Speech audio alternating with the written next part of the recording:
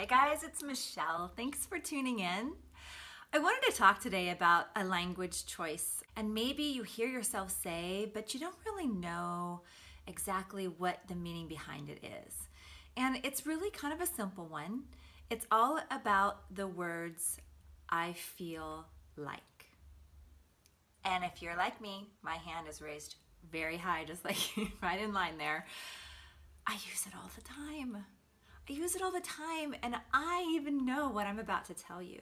It's so habitual to come out of my mouth. I feel like.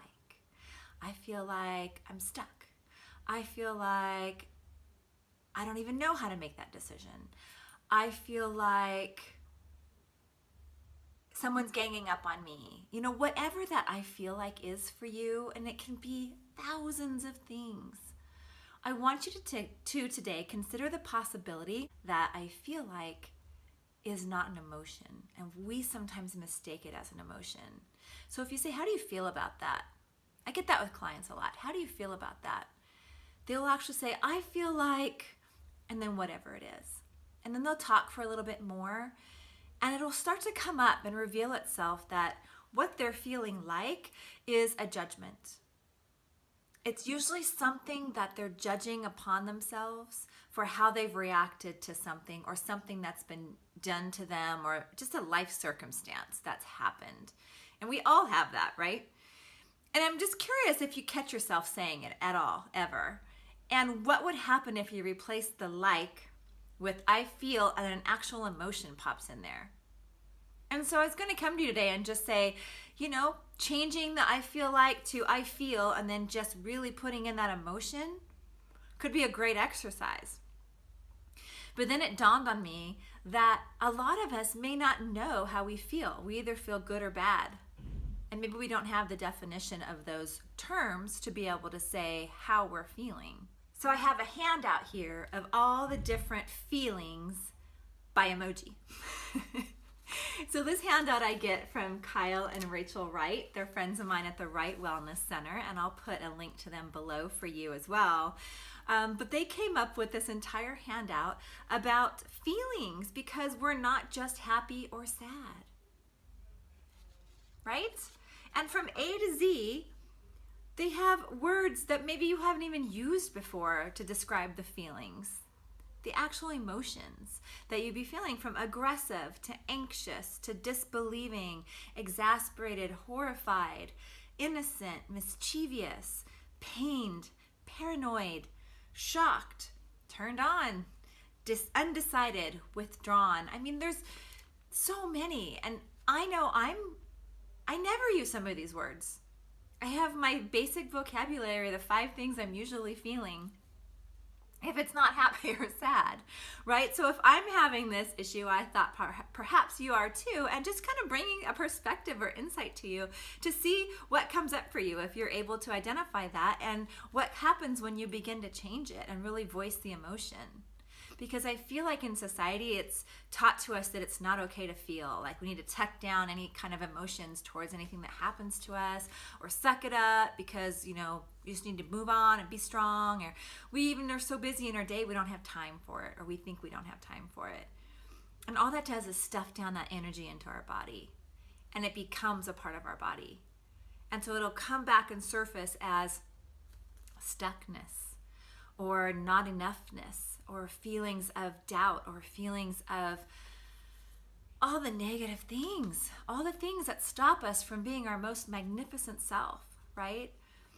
And they all surface around a fear of trying something new, a fear of living the life you really want to live, a fear of starting a business, or being your business, because you feel like an imposter, or you feel like not enough, or that you wouldn't possibly know enough, or you're not smart enough, or you're not pretty enough, or you're not intelligent enough, or you're not able to talk enough, or whatever the enough is that you're talking about classifies as the not enoughness, which is a fear.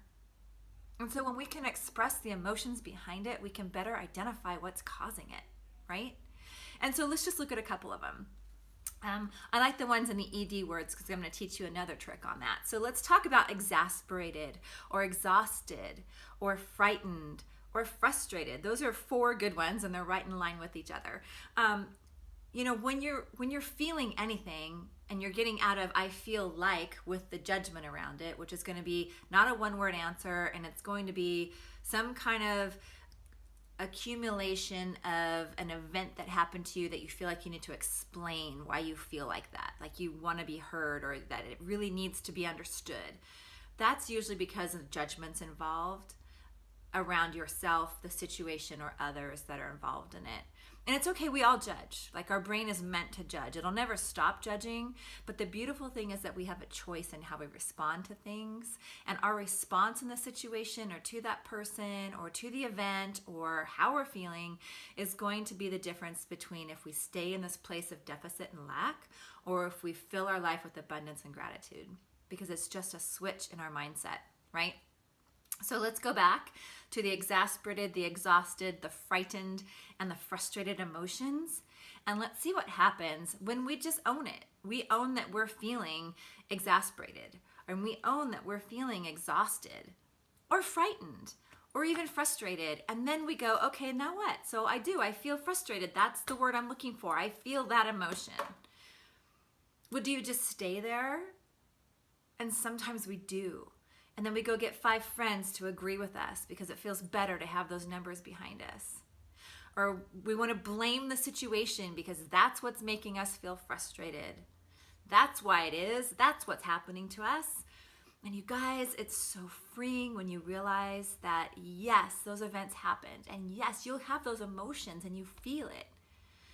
But what really is happening is our choice to stay in the feeling, because sometimes we really like being there because it justifies how we want to feel, or the anger that we feel behind it, or the pain. And it serves us for a while until we decide that we want to do something about it, and then we're not quite sure what to do next. So I'm going to just offer this to you really quickly. So let's use frustrated. If you're feeling frustrated, you'll hear yourself saying, I'm just so frustrated. I'm just so overwhelmed. Whatever the ED word is, they all end in ED usually in this scenario. It's just a fun little play on language, right? So if you feel frustrated, perfect. I'm glad you do. Because I want you to then change the ED to ING and ask yourself, what's frustrating you? What's frustrating me? And pinpoint exactly what it is so you can make the choice to fix it. And if you can't fix it, then change it. But either way, you have a choice to snap yourself out of any of those negative emotions or the victim mentality. It kind of throws us into that victim state. And it's just an awareness. And there's so much more work we can do under the surface between why it's even there to begin with, especially when we start touching upon the not enoughness or any of those feelings where you feel like you're stuck without being able to move forward. Because when we take action in something, we dissolve that fear. But sometimes we need to identify where that came from, and it wasn't just yesterday that it was there. It could be from a childhood, it could be from years ago, it could be from experiences that happened to us in life, and we made it mean what it means for us to have those feelings. But we can free our body of that, because then that means we've shoved it down. We've set it aside. We haven't expressed that emotion. We haven't connected the dots and where that's happening for us.